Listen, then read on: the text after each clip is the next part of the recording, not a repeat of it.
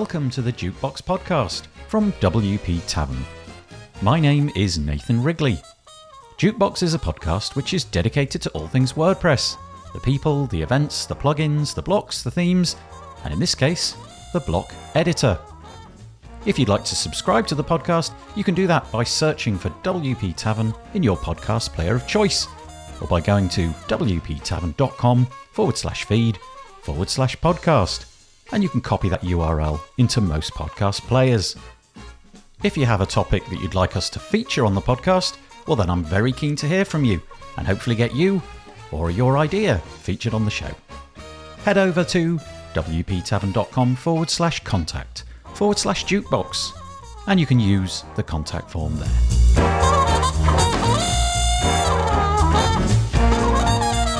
So on the podcast today, we have Daniel Schutzsmith. Daniel is the website and digital project manager for Pineless County Government, where he creates websites to help the public get the information they need. We start off the conversation by talking about the future of themes in WordPress. Since WordPress 5.9, websites have been able to use block-based themes. These allow you to do more with your website without having to touch the code. You can add headers, footers, and create your website navigation. The principle is that more and more functionality is going to be moved into blocks, and given that much of this functionality was the domain of themes, do we now need a multitude of block-based themes? Would it be optimal to have one base theme built into core, a theme which you can build on top of and everyone is familiar with? His team is quite large, and when the block editor came around in WordPress 5.0, he, like many others, needed to decide whether to jump on board or stay with what they were familiar with. They began using the block editor, and on the podcast today, we talk about how that decision went. We talk about how they managed educating their team in the new workflows, and how they created videos and tutorials to assist them as the problems arose.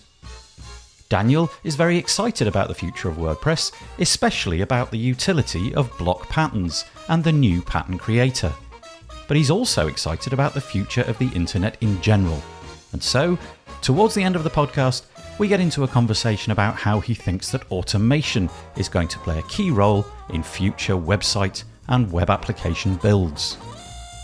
If you're interested in finding out more, you can find all the links in the show notes by heading over to wptavern.com/podcast, where you'll find all of the other episodes. And so, without further delay, I bring you Daniel Schutzsmith. I am joined on the podcast today by Daniel Schutzsmith. Hello, Daniel.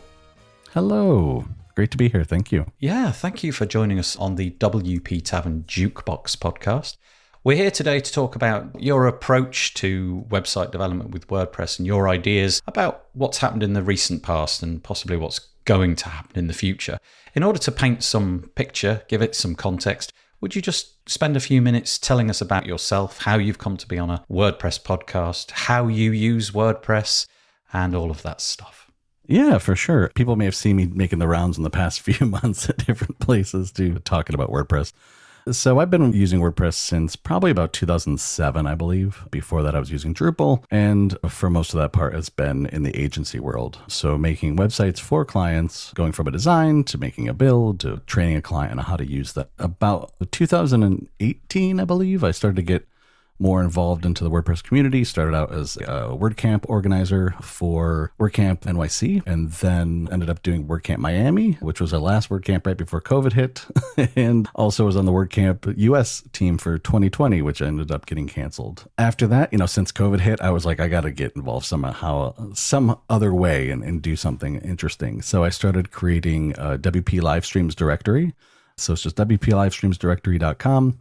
It really just shows live streams like your WP builds every week and shares the different upcoming streams that people can do from their home while we're all home in this period of time. And from there, it quickly morphed into, I wanted to do my own thing for a little bit. So I did WP Talks as well with my co-host, Winstina Hughes. We're still doing that. We have an episode coming up in the middle of April and also another episode at the end of April. And for that, we focus on more the human side of WordPress, but it's held on Twitter Spaces. So it's a live event, and people sign in and listen to us on Saturday mornings. And then my day job, just so you know, I actually do get paid to do these things as well. So I'm a web development and design manager for Pinellas County government in beautiful Tampa, Florida on the Gulf Coast. Thank you so much. That's brilliant. Now we know all about you, Daniel. The reason that I reached out to you, or you reached out to me, I can't remember how we exactly hooked up, but it was all to do with a post on the WP Tavern, and I will link to it in the show notes. But the post was all about the need, as it was seen, to have lots and lots of block-based themes. You may or may not know, dear listener, that in the future, if you wish to interact with certain parts of WordPress, so for example, you wish to use full site editing, you are going to have to use a block-based theme. And you had an opinion on that. Would you just like to share your opinion and give us the details about all the numbers that were being bandied around and so on?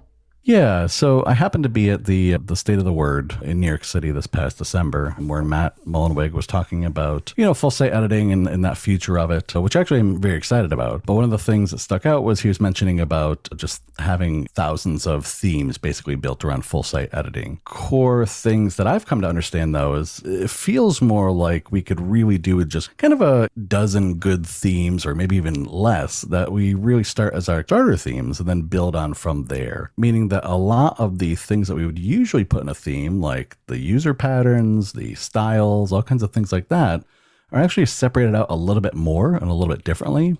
And so it makes me think, if we're going for thousands of themes, what is that reason? Is it purely for the styles? Because a lot of the patterns, as you know, the pattern directory is now completely open and anyone can submit a new pattern to there. Those things are already taken care of. We don't need a theme necessarily for that unless it's something really unique. But in that case, I'd say put it in a plugin. If you're doing a really interesting type of block or something, then put it in a plugin and put it out there. That was my challenge a little bit. And that got picked up on the Tavern, and Justin Tadlock was talking about it. And my response to Brian Gardner, because he was looking at creating another theme. He created Frost WP, which is a full site editing theme. It is absolutely terrific. So it's just thinking of it in those terms. Yeah, so the idea is that the functionality that may have been tied into your theme in the past, all of that is going to be available inside of blocks. And therefore, if you can have all of that functionality inside of blocks, what's the need for, let's say, 1,000, 2,000? I believe the number that Matt was shooting for was 5,000. What's the point in having those if all of the functionality can be brought to bear by simply clicking on a block? It's interesting. Would your pitch for that be, why don't we just have one base theme? I think it was Rich Tabor who, a little while ago, 2019, I believe it was, mooted this idea that in a block-based world with full site editing and block themes, why don't we just have one theme, the theme, which ships with core, and everything else could be built on top of that? Does that seem to you to be optimal? Yeah, I mean, that's exactly the way I'm going. So even when you look at the 2022 theme, that could be the base theme for a lot of these things. We've already seen this happening, just a lot of people haven't realized. 2020, 2021, those themes had a whole nother plugin that someone created called Twentig. It's Twentig. But Twentig basically increased the capabilities of those themes to make them like a starter framework in a way. And that's very much where I see Frost WP and Aino and like some of these other types of themes out there that kind of were, out first. Gutina is another good one as well that just came out. Those all really are the base theme to work with, and then you just put the styles around that. The thing that's missing, though, from an agency's perspective and also just a larger branding perspective, is that a lot of times when I'm coming up with a design with a client, there's a design system, right? At my current job at Pinellas County Government, we're doing a website redesign right now. We start with the design system first. We start with figuring out the digital branding behind all that, what a button looks like, what a piece of content looks like. And the way we modeled it was after the core blocks. We knew that going into it that we would override some of the CSS to make it look a certain way, the way we wanted it to. All of the different full site editing themes, though, so far, I haven't seen really providing us their information on what those styles are, what those things are that we can override.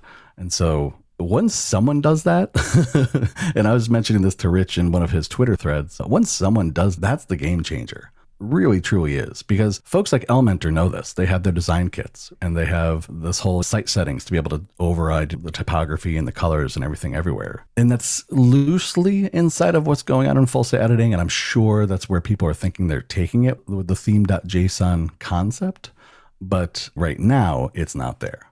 So it'll be interesting to see where it goes and if it does become a core thing or it becomes something that someone creates. Do you think, I know it's a fairly bland question, but do you think that right now, we are recording this in April 2022, do you think that right now non-technical users of WordPress would be able to benefit from the block editor? Or do you still feel there's a lot of work to be done if they were going to try and do some of this full site editing stuff, navigation and so on? So at my full-time job, we've been doing this redesign, like I mentioned. And so we have a lot of editors, so almost 100 people in there editing thousands of pages and custom posts that we've created. For that, they're using the block editor for the most part. There's only a few custom post types where we kept just a classic editor feel to it and just had certain fields in there. But they're using the block editor. And so the reoccurring things that come up is people just get a little bit uneasy and unfamiliar of it at first. But once they start using it, once they've done with 2 or 3 pages, I've actually seen them being able to pick it up and do it fine. Where it expands or where it contracts more is that as people get used to it, I've noticed they get into a comfort zone. So they don't necessarily explore the other blocks that are available in there. So they have like their certain way of doing things or their certain set of blocks that they'll just reuse over and over again. A good example is you could do an image on a left side with a 2-column image on the left side, text on the right. And so you have a column, image, and text. But you could also do the same thing with the media block. So people just don't realize that. And so it's that education, I think, that needs to happen a lot of times. And there are terrific tutorials out there, especially the Learn program from WordPress Core. But I think getting the people to those learning pieces is really going to be the thing that any agency or anyone working with an end user in the administration side is going to have to really press on. The other thing I was going to mention was full site editing. No, it's not ready for non-technical users. It's just not there. Okay, yeah, interesting. The thing that I think about the block editor is that, just as you said, you very quickly become used to its quirks. So there are certain actions that you might perform and it leads to certain consequences. And those consequences might not actually be output onto the front end of the site, or there might be some quirk in the padding that you see on the back end. It looks as though that purple background is larger than it actually is. And you just become familiar that once you've saved it, it's still going to look like that on the back end, but on the front end, it won't look like that. There'll be a slight difference. But then there's all sorts of quirks, like if you hit the return key, you end up with a blank paragraph underneath that didn't belong there. And in this endeavor to offer a tool which is what you see is what you get, like the proprietary page builders, like you mentioned Elementor a minute ago, we could list a whole bunch of others. It does feel as if there is still some work to be done. There's work to be done on the UI and the UX so that we have this expectation that what you see is what you get is achieved. And I feel that that's the direction that the project should be going in, that it literally looks the same on the back as it does on the front. Would you agree with that? Is that a desirable outcome, or is that not something we want? I think ultimately it would be a desirable outcome. It's a separation of concerns. Elementor, for example, like you're saying, it's a WYSIWYG. It's what you see is what you get. It's one-to-one pretty much of what's going to be on the front end. When I first heard full site editing, that's actually what I thought the term meant.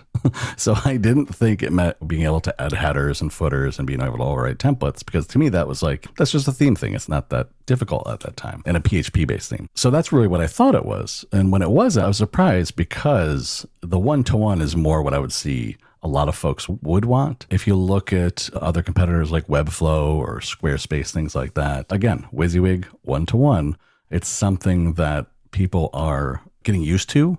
So when we pull them from someplace like a Webflow and bring them in and use the block editor, it's a little bit of a jarring experience because they're going backwards in time. I don't think it's a bad thing necessarily. It's just, it would be good to know if that direction will end up going that way or not. What's really interesting, though, is Matt Mullenweg actually mentioned yesterday, and jokingly a few folks with me were mentioning it on Twitter as well, that a lot of us had started on Front Page or Dreamweaver or something like that in the early aughts. We were doing all this types of stuff back then. That was WYSIWYG. That was us putting things around the page and seeing where it would go. And now we're returning to that again. So it's a whole industry of millions of dollars behind this to get back to where we actually started out. And everyone kind of poo-pooed for a dozen or maybe even 15 years to come back to it again. It's interesting that you singled out full site editing as the piece which at the moment is the least ready for general public's use. And I guess that's the road that we're on right now. We're trying to figure out what that bit of the puzzle looks like and how it can be made so that it's not too complex that nobody wants to use it. And when I say nobody, I'm specifically thinking about non-technical users. I'm thinking about things like the navigation block, which, whilst totally usable, is perhaps a little bit of overwhelm the first time you use it and so on. But I think that with 6 coming down the pipeline fairly soon, hopefully some of these things will change, and hopefully people will be drawn to using it and they'll find it relatively easy. One of the most exciting things for me in adoption is something that you mentioned a minute ago, which was block patterns. And I can see that being the full piece, the entire website, more or less, being built off just patterns, which are in the library. So let's just get into that. Are you pretty confident? Do you like the idea of block patterns?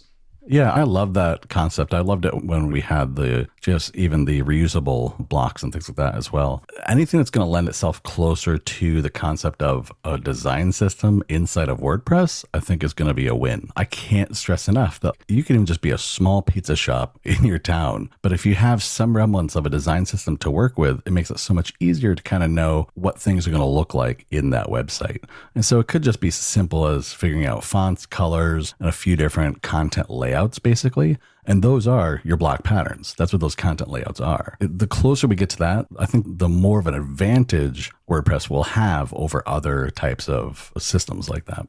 The size of the ecosystem means that there's going to be a lot of eyeballs on that in the near future, building those things. And by good coincidence, the Pattern Creator tool launched earlier in the week, and now it's available for everybody to test out and see if they can come up with their own patterns. And again, the barrier there has been hopefully stripped away. And whilst there'll be a learning curve to using that tool, and probably it will iterate over time, hopefully people without the technical expertise, without the knowledge necessarily of things like CSS and what have you, who can click things and drag things and move things, will be able to start building up their own little repository of blocks which they wish to use over and over again. This is also a great feature we've seen in other successful page builders before. Elementor does it with their design kit. We've seen Divi do this as well. There's a whole ecosystem that's created. I think it was called Pager Cloud or Page Cloud, something like that, where you could put any of these page builders on the World Wide Web basically and use them again on another site. It's this repeatable process, I think, that's really important that we're going to see that, as agencies and even just as developers, we kind of latch to.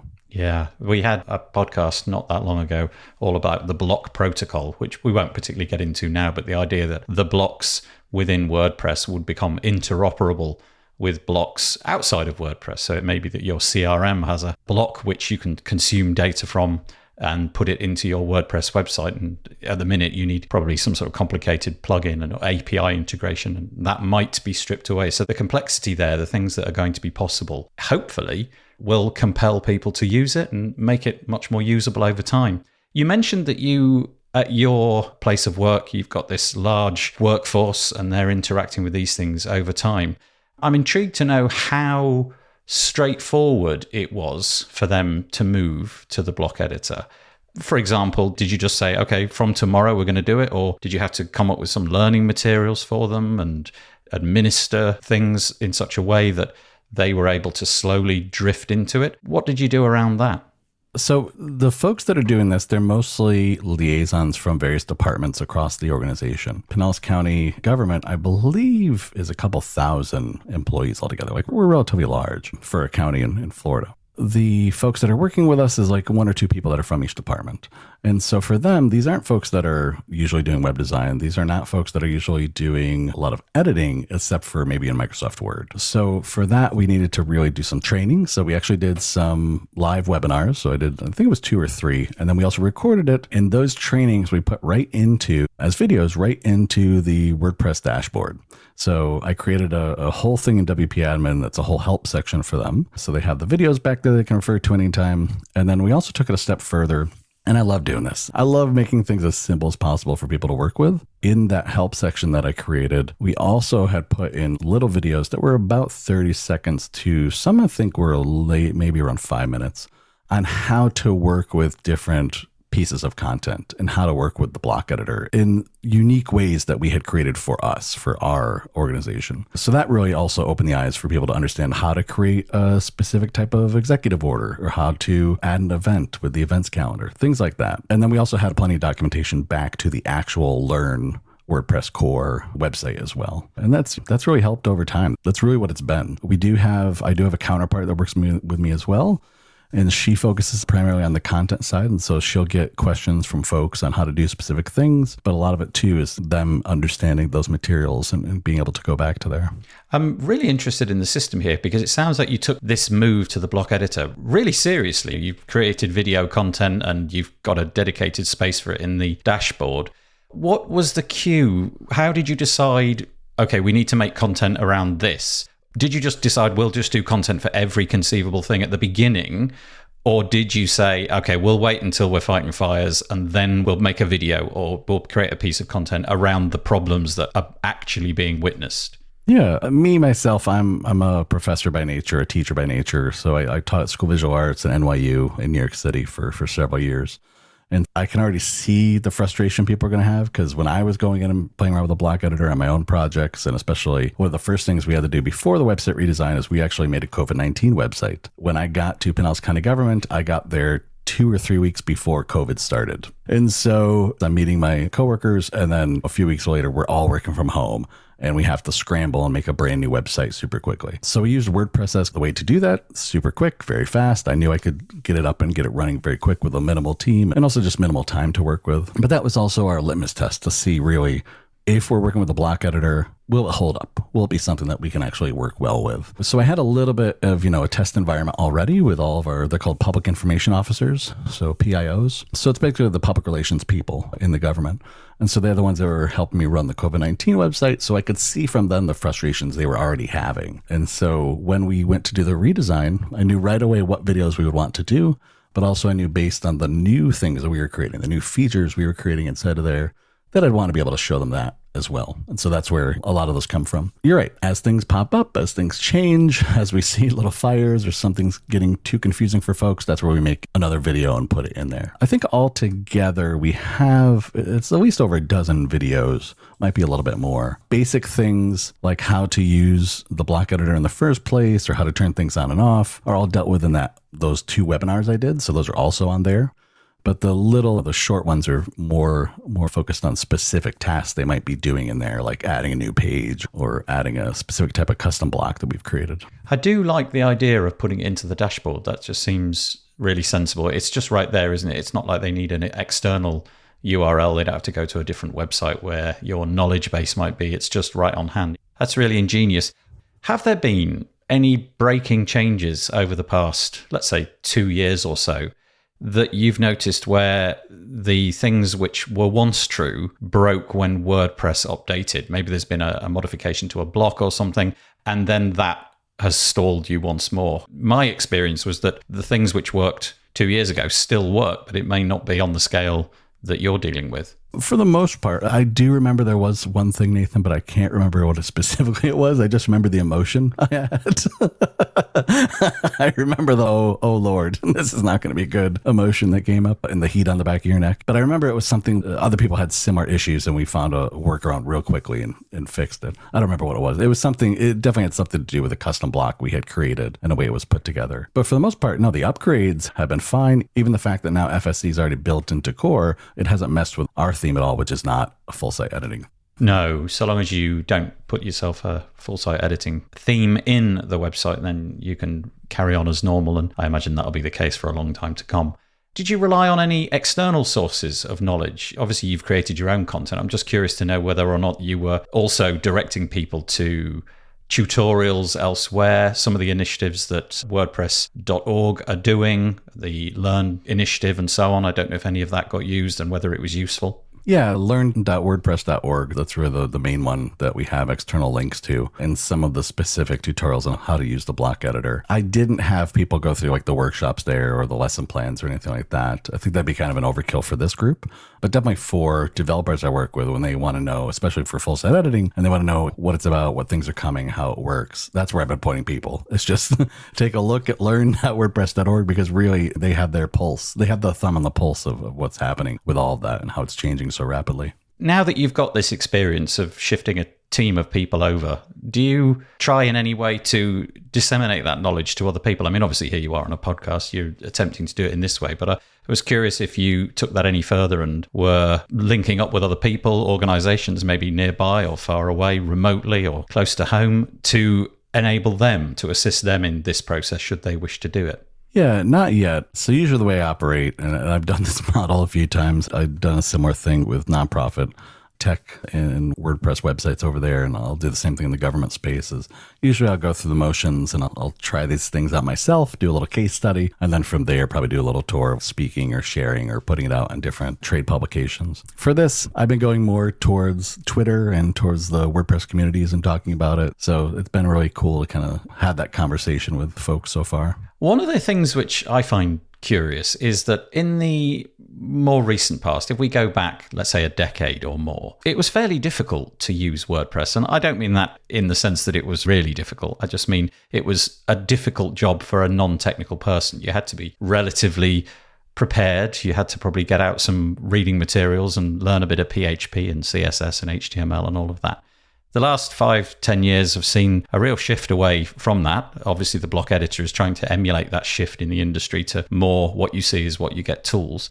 I wonder if we're going to lose something in our community. I wonder if there's going to be a real stark divide between the people who code, which may be smaller as a proportion of the user base of WordPress, and then the rest of us who are just building things and never dabbling in the code. And I wonder if it'll have an impact on our wonderful community.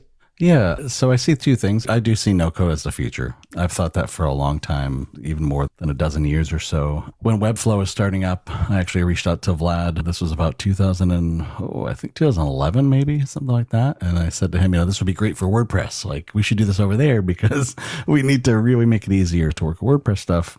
And he decided he just wanted to do his own thing. And that's how Webflow became Webflow, with its own ecosystem. I think that future is where we're going with WordPress. And gosh, I hope so. But the one thing I want people to realize is I don't think it's going to be a separation of factions between like developers and builders. The problem I think happens a lot of times is we put ourselves in those spaces and we say like, well, I'm a developer and this is going to take away a job from me, or it's going to make my life more difficult. I am a developer. And I'm actually very excited about that because if I can make tools that way, or if I could take the thinking I already have about web development, about using HTML and CSS, PHP, and JavaScript, and bring it into that environment, I already have an advantage of that thinking, of that way of thinking. And when these building tools surface, it just makes it much easier to kind of work with. What also kind of interests me is the core tenet of WordPress. The core tenet of WordPress is about democratizing publishing.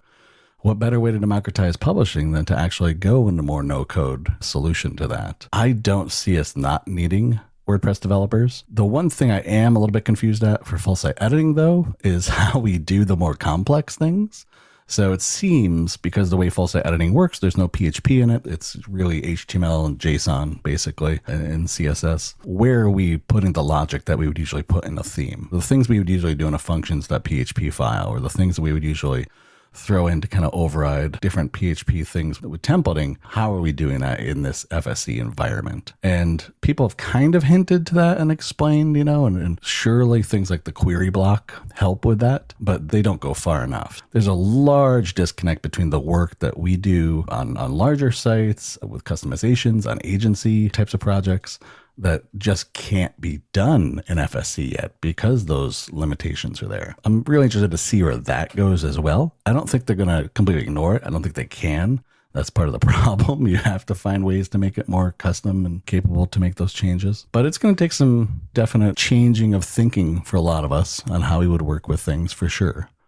What's keeping you excited in this industry these days? Keeping it to WordPress, what are the things which are actually causing you to be optimistic about the future? and making you pause for thought and think, that's something I want to be getting involved in. Yeah, a large part of me, I know people have been concerned. I've been concerned too with, the direction WordPress goes in for the community as far as some of the things that are happening in core, full site editing and all those types of things. I get that change is difficult, but I also really am excited about that and kind of embrace that. The things I'm getting even more excited about are the areas that not a lot of us have touched on yet, which are automation, which you see a lot in the no-code space. So for instance, you'll see people moving data around from like Airtable to Bubble to a Webflow. It hasn't happened as much, or at least isn't talked about as much inside of WordPress. And so there are great tools out there like Uncanny Automator, Zapier, that can do these types of things, but I don't think people realize that we have that capability. Joe Casabona has been talking about it a lot lately in the past year with his creators course. And that whole concept of automating all of this stuff, making it so that you literally don't have to keep copying and pasting things from your WordPress site into whatever data sheet you're using or whatever you're doing. All that stuff to me is really important in the future of where we're going. Combine that though with Bertha.ai, which I think you've played around with before. Yes, is that right, I have, Nathan? yeah. Yeah. So Bertha.ai, very similar to Jasper, which used to be called Jarvis. It's a artificial intelligence basically to help you write content, created by Andrew Palmer and Vito Peleg. The thing that excites me about that is not so much that, again, it's not going to replace editors. It's not going to replace people writing content. It's actually going to help them do it better and do it faster. That's the way I see a lot of this stuff. For web development, in Visual Studio Code, there was this thing that came out from GitHub that actually allows us to just start typing in a few pieces of code and it'll actually complete the whole thing for us, all with artificial intelligence. Same concept. Those types of things to me, rather than being afraid of them or walking away from them, I'm really looking to embrace them and see how we can use them to speed things up. If I can, like the sites I've created so far, WP Livestreams Directory, WP Developers Toolbox. This past weekend, I made a thing called tinypress.email, which is purely just 3 links once a week that I send out about WordPress design and development. Putting those things together, if I can do those in a few hours or a day, like that's huge. If we can come up with concepts and just build them out super quick, that to me changes the game. So it changes the game for what we do, for us being entrepreneurs, for us working with clients. It really changes the game and makes everything speed up and be able to come to fruition much quicker. I remember the moment when I was at a WordCamp. It was in WordCamp London, and there was a talk by, I believe it was somebody working for Adobe. And they were talking about the future of building websites, not necessarily WordPress, but just websites in general. And just the idea that you would be able to talk to the website and instruct it in the way you wished it to change. So it might be, okay, make the box on the left red. And can we have rounded corners of about 5 pixels? Let's try that. Oh, no, make it 10. And can we make the picture of a dog now a cat? These were the examples that were coming out of his mouth, and this is what he is working on.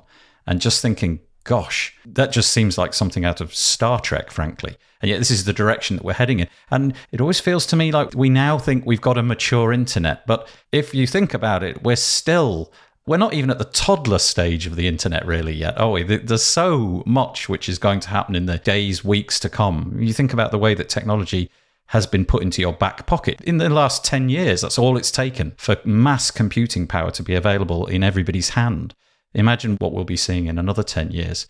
I like the excitement that you've got around that. That's really interesting. The thing I was going to mention too, you mentioned Adobe there. They actually are a great example of this as well, because the gentleman you talked to might have actually been from the Adobe marketing program there. Adobe has its own CMS and its own marketing suite, which most people don't know about. Most people know Adobe, Photoshop and Illustrator and all that stuff. But the marketing suite is enterprise level. And basically the way it works is it watches you and changes the website based on your interaction with that brand, either in their app, on the website, in actual environments, like going to a store. So it sees all the times that you're basically interacting with that and will change what actually shows up on a homepage or change what shows up on the product page to cater to you. And so most people don't realize that they have this capability already. I've seen maybe 1 or 2 plugins out there that did something similar with WordPress, but no one really took off. I think they actually even shuttered at the time. But to me, that's another market where creating this whole environment that makes websites respond to how you interact with them is also a huge thing that is just wide open for the picking with AI. The best that I've seen in that regard are plugins which can modify dynamically based upon certain conditions. So it may be that you've come from a particular website, and so it then displays, I don't know, some additional messaging based upon where you've come from. Or it may be that you're in a particular geographical location, but that's very much based upon hard data. Whereas what you're describing is really kind of a bit fuzzy around the edges, isn't it? It's things which at the minute are in the realm of humans. Yeah, a human can detect that your eyes are dwelling on this part of the page, so there must be some interest about that thing. Really fascinating. I'm going to ask you 2 questions, and they're basically the same question, but they might have different outcomes. I don't know. So we spent the podcast talking about how you and your team have moved to the block editor and how you found that. Personally, if you were to build a blog tomorrow, just a blog where you are putting content, images, videos, text, and all that, would you use the block editor to do that? And then if you were doing a site the very same day, but it was much more complicated in design, would you be using the block editor for that, or would you still be going and using a page builder? So if I'm just building a basic site and I'm just trying to put things together, lately I've been really excited using either the 2021 theme or 2022, but I'm not sold on FSE yet. So the full site editing experience is a little bit more difficult to work with. So ironically, I've been using 2021 theme for my latest projects like TinyPress Email, purely because it's quick. And I use that with that Twintig plugin. So basically it increases the capabilities of what you can do with it. And you basically run it like an Astra theme or like a Hello theme, but using the block editor. And that to me has actually been a really great, quick process to be able to use and reiterate on these sites that aren't overly saturated with a lot of different interesting CSS. If I'm doing something that's a more complicated design, if we're talking about a lot of things would be more like outside of a grid layout, if we're offsetting things, stuff like that, I tend to go ahead and actually do kind of a more traditional theme around that. Depending really on who the end user is and who's going to be kind of working on that. Usually I'll go to Understrap theme or something like that, or the other one's PicoStrap, to use the Bootstrap framework and do something more interesting from there. I'm not a big proponent of Bootstrap. The only reason I use it is because there's so many developers that I can throw into something that's been built with Bootstrap for CSS and JavaScript that know how to work with it. So that's really the end reason. Yeah, it's interesting that even amongst people who've been using it for a large amount of time, as soon as the level of difficulty ramps up, the reliance on old trusted techniques still kicks back in, doesn't it? We haven't quite got across that bridge, but I feel that with WordPress 6 and maybe looking towards WordPress 7, which is still a long way off, I know, that we may be getting closer to the point where that decision is more and more straightforward to make. The larger thing for me is the reason that we can't do more complex things inside the block editor really has to do with the version control. Because if I'm overriding CSS, if I do it in WordPress right now, I don't have version control around the custom CSS I throw, and I can't go back and see what I had done before. Whereas if I do that with code and I do that putting it inside a Git version control or something like that, I can, go back in time and get back to old stuff that we've done and see that progression. That's another $1 million idea. If someone builds in a better version control system into some of the coding aspects of what's inside of WordPress, I think that would also get developers to really take off in there. I just think the future of WordPress to me is it's looking very bright. And I know sometimes we might feel a little grim, especially coming out of the pandemic and especially with so many things happening in the world. But I'm really hoping that what we see kind of in the next few years here really just kind of changes the way that we realize that WordPress is a very professional system and we're just growing up. If we follow along and if we chart our own path in it, I think we're all going to come out okay. Daniel Schutzsmith, thank you for joining us on the podcast today. I really appreciate it. Yeah, thank you.